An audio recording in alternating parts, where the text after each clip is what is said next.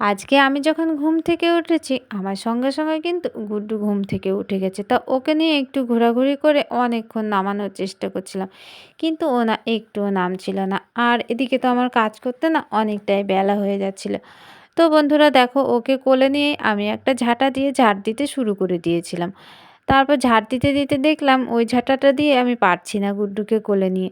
তারপরে দেখো একটা বড় ঝাঁটা ছিল, সেটা বের করে নিলাম। আর এখন দেখো আমি ওই ঝাঁটাটা দিয়ে গুড্ডুকে কোলে নিয়ে ঝাড় দিচ্ছি। তো চলো বন্ধুরা, শুভ সকাল আমার প্রিয় বন্ধুরা। আশা করছি তোমরা যে যেখানে আছো সকলে ভালো আছো এবং সুস্থ আছো। নদিয়া জেলার ছোট্ট একটি গ্রাম থেকে আমি অনিতা তোমাদের সকলকে জানাই আমার ব্লগ চ্যানেলে অনেক অনেক স্বাগত আর অনেক অনেক ভালোবাসা।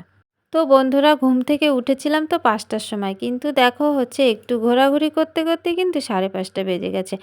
আর আমি কাজে হাত দিয়েছি কিন্তু একদম ৫:৩০ থেকে। আর আজকের ব্লগটা কিন্তু এখান থেকেই শুরু করছি। তো অনেক কষ্টে দেখো ওকে কোলে নিয়ে উঠোনটা ঝাড় দেওয়ার পরে ফাইনালি ওকে আমি কোল থেকে নামাতে পেরেছি। তো দেখো এখানে দাঁড়িয়ে রয়েছে, মানে আমার পেছনে। কিছুক্ষণ আবার ওর হাত ধরে ধরে আমি ঝাড় দিচ্ছিলাম। তারপরে দেখো আমি চলে এসেছি এই বাসতলার দিকটা।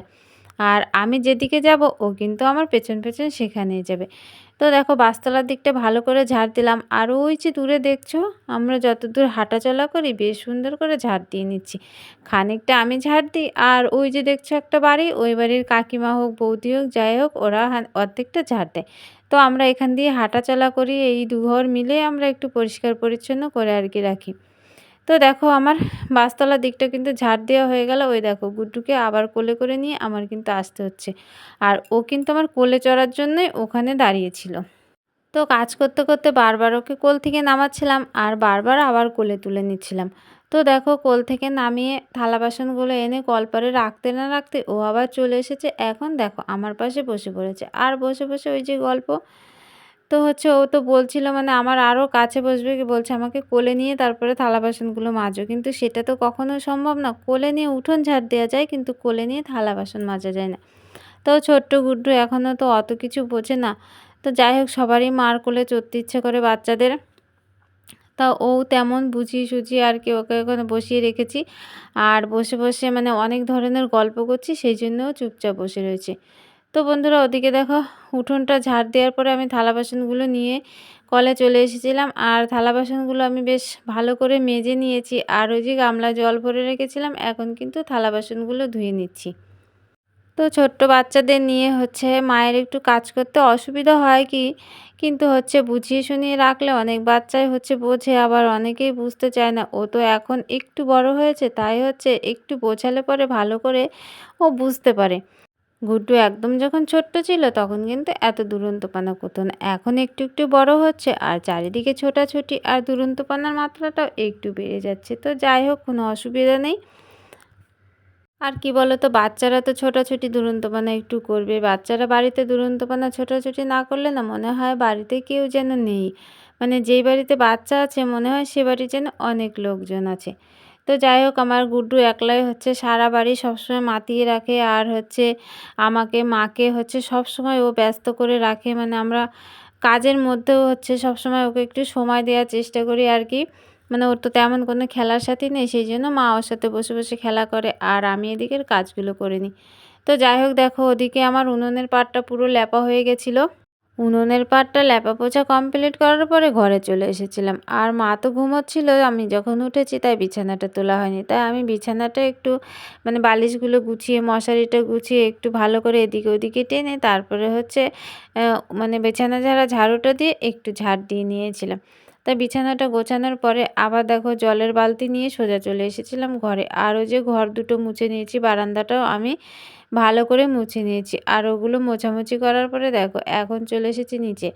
আর তোমরা সারাদিনে আমার যতগুলো কাজ দেখবে বেশিরভাগ সময়ই হচ্ছে গুড্ডুকে কিন্তু আমার পাশে দেখতে পাবে। মানে ও অন্য সময় অন্যদিকে থাকেই না, মানে আমি যেখানে যেখানে কাজ করব ও কিন্তু সেখানে সেখানেই যাবে। তো যাই হোক দেখো, আমার ঘর বারান্দা আর সিঁড়ি কি টিড়ি খাচ্ছ সব তুমি? কিছু মোছা হয়ে গেছে। মুড়ি মুড়ি খেলে তো বুড়ি হয়ে যাবা।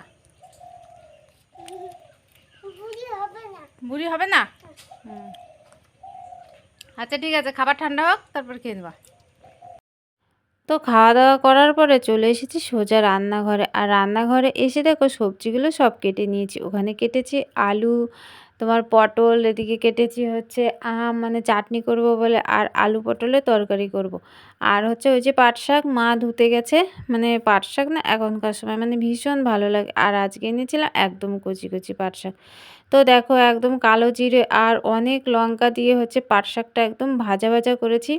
ভাজা খেতেও খুবই ভালো লাগে, আবার ডাল দিয়ে খাও কিংবা কালো জিরে পেঁয়াজ রসুন ফোড়ন দিয়ে যেভাবে খাও। আর এদিকে করেছি একদম গা মাখা মাখা আলু পটলের তরকারি আর একদম গাঢ় আমের চাটনি, কিন্তু একটুও পাতলা না, মানে খেতে খুবই টেস্টি হবে মনে হচ্ছে দেখে। তো রান্নাবান্না করার পরে খাওয়া দাওয়া করে নিয়েছিলাম। আর খাওয়া দাওয়া করার পরে না আজকে থালা বাসনটা মেজে নিচ্ছি, মানে ওই যে পাশের বাড়ি বৌদির কাছে একটু কাজ শিখতে যাব, সেই জন্য ঝটপট করে কাজগুলো কিন্তু করে নিচ্ছি। তো যাই হোক, সেই জন্য ভাবলাম একদম থালা বাসন হাঁড়ি কড়াগুলো মেজে তারপরে হচ্ছে যাব। তা ওখানে একটু কাজ করার পরে তারপরে চানটা করে নেব। এখনও অনেকটা বেলা হয়নি, এখন বাজে 9:30। আর 9:30টার মধ্যে দেখো আমার একদম রান্না বান্না সমস্ত কাজকর্ম খাওয়া দাওয়া একদম সব কমপ্লিট হয়ে গেছে আজকে। মানে সকাল সকালে উঠলে না কাজ বাজ না সব কিছু সকাল সকালে হয়ে যায়। তো চলো দেখো আমার এখন কিন্তু থালা বাসনগুলো সব ধোয়া কমপ্লিট হয়ে গেল। বৌদিদের বাড়ি থেকে কাজ করে আসার পরে চান ধান করে নিয়েছিলাম, আর চান করে কিন্তু পুজোটা করে গুড্ডুকে ঘুম পাড়িয়ে দিয়েছি। তারপরে দেখো আমি চলে এসেছি খেতে, আর এখন বাজে বেলা প্রায় 2:30। তো খিদেও পেয়ে গেছে, সেই তো সকালবেলা 9:30টার সময় খেয়েছি, তাই খেতে এসে দেখি একদম অল্প একটু ভাত রয়েছে। তো যাই হোক, খিদেও পেয়েছে খুব, আর তরকারি দিয়ে তার সঙ্গে একটু মুড়ি নিয়ে নিলাম। তো এখন মেখে দেখো আমি খেয়ে নিচ্ছি, কারণ সকালবেলা হচ্ছে অল্প করে চাল নিয়েছিলাম, কারণ সেই ভাতটা হচ্ছে রাত্রেবেলা যদি খেতে যায় তখন হচ্ছে নষ্ট হয়ে যাবে। সেই কারণে হচ্ছে অল্প নিয়ে, মানে দুপুরবেলা যাই হোক করে আর কি শেষ হয়ে গেল। আবার রাত্রেবেলা একটু রান্না করা হবে, রাতে তখন গরম গরম খাওয়া হবে। তো যাই হোক, যাই আছে এখন আর কি খেয়ে নিই। তো এখন খাওয়া দাওয়া করার পরে বাকি যে কাজগুলো আছে করব, ততক্ষণে হয়তো গুড্ডু উঠে পড়বে, আর গুড্ডু অনেকক্ষণ ঘুমিয়েছে। তো চলো এখন যা কাজ আছে সেই কাজগুলো আমি করে নিই। খাওয়া দাওয়া করার পরে উঠোনটা ঝাড় দিতে গিয়েছিলাম, ঝাড় দিতে গিয়ে দেখি প্রচণ্ড হাওয়া, সেই জন্য আর উঠোনটা ঝাড় না দিয়ে সোজা চলে এসেছি জামা কাপড়গুলো তোলার জন্য। তো দেখো এখানে অল্প কিছু জামা কাপড় ছিল, সেই জামা কাপড়গুলো আমি তুলে নিলাম, আর বাগান দিয়ে হেঁটে এখন আমি চলে যাব রান্নাঘরের পেছনে। আর এখানে মেলা ছিল হচ্ছে মায়ের শাড়ি আর সায়াটা, তো এগুলো এখন তুলে নেব।